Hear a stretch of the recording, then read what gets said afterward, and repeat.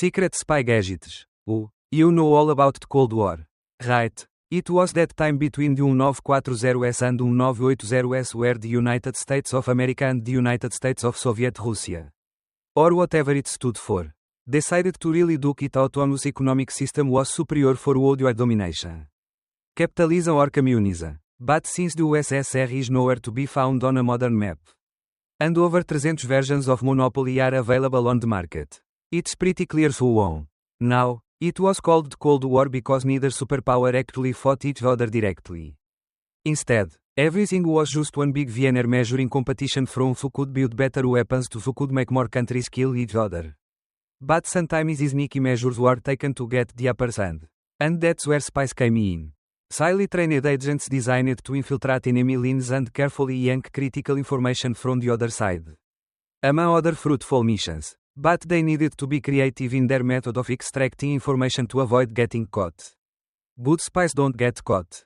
Perhaps the most common tool in a spy's arsenal was the hidden camera. In order to follow the cardinal rule of pics or it didn't happen. These discreet little lenses were used to secretly take pictures of sensitive documents or sensitive people without being too obvious. Really? Could you flip that over? Please? Yes, of course. The clever cameras were carefully concealed in copious quantities of clothes and components like coats, coins and cleavage. Perhaps one of the most effective types was the microdoe camera.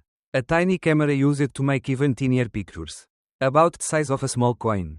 These little wonders captured images of full-size sensitive documents. But thanks to a special lens and some fancy physics, the resulting image would be scaled down to just a dot. A microdoe, if you will. This microdot is measured about 1 millimeter in length and could easily be snapped back into set quarters where they could be magnified and properly read.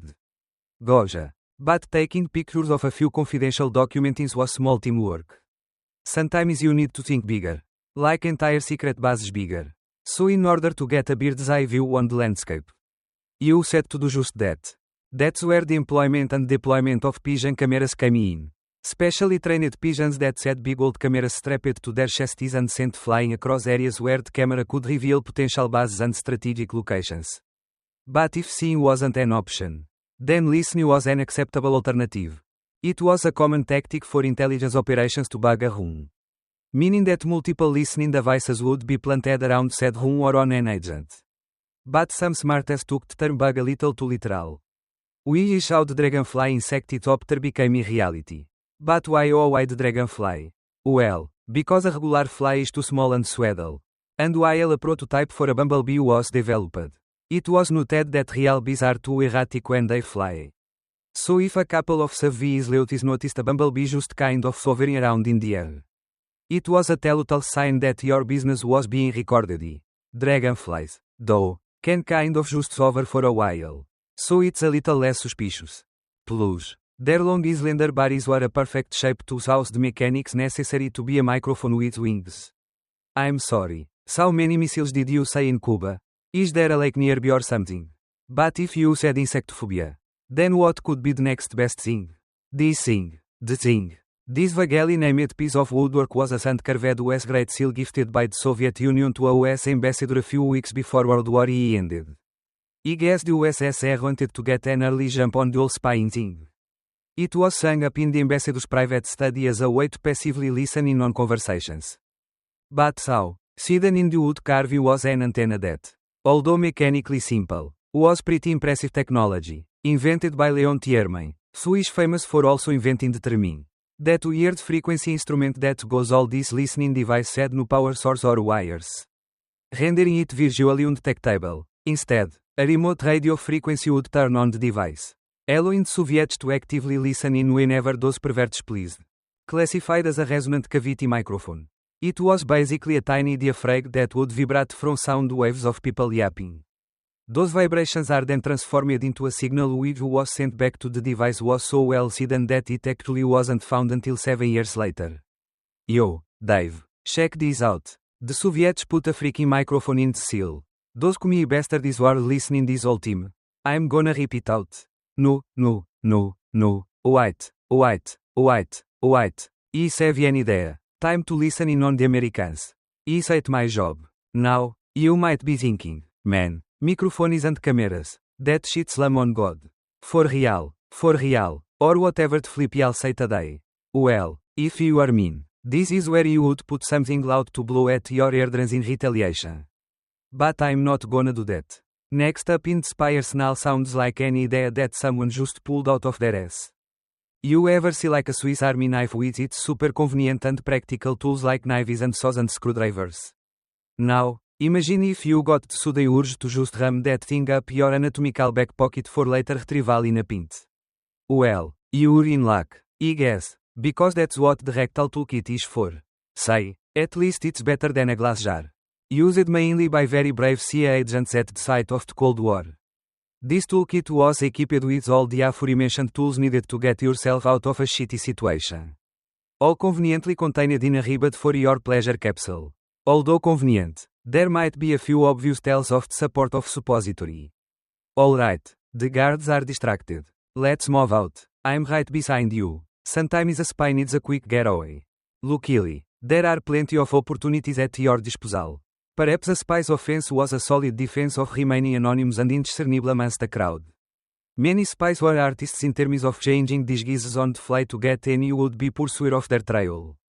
But if changing clothes didn't do the trick, then the 5-second mask would. This was a latex mask developed for quick identity theft on the go.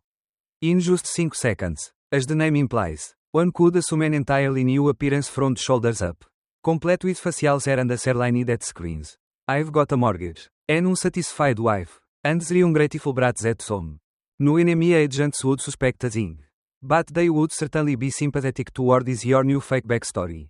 Maybe even empathetic. Good speed, soldier. But if you're still being tailed and need a quick diversion, it might be time to deploy the Jack-in-the-Box.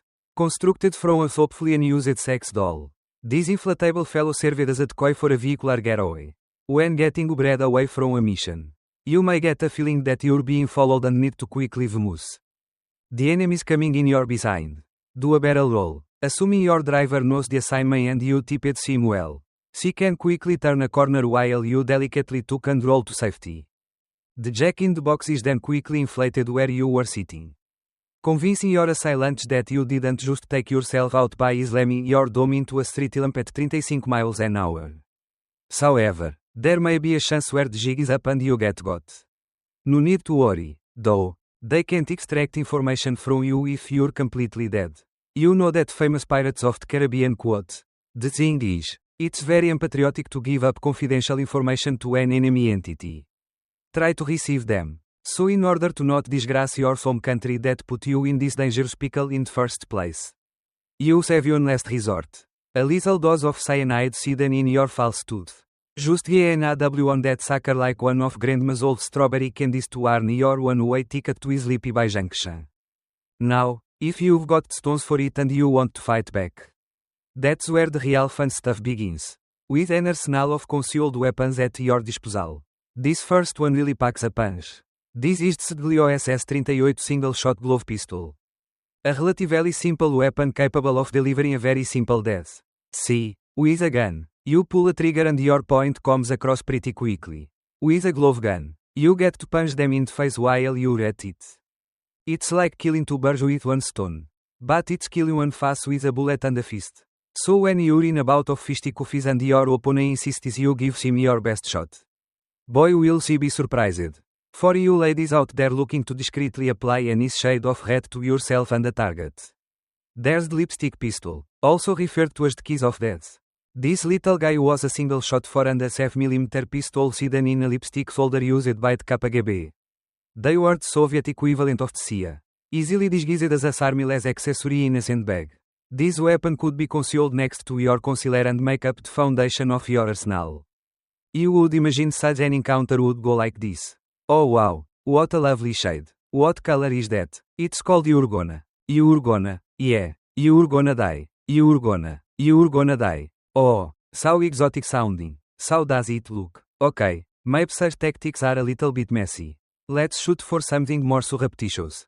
Like poison. Poison's great when you're not on the receiving end of it. If you don't want the hassle of dirty work to rain on your parade, you can opt for the Bulgarian umbrella. This clever contraption looks like a typical umbrella. But it isn't, obviously. This umbrella actually contains a pneumatic element which When triggered, will launch a poison dart towards any target you desire. The poison of choice was rising.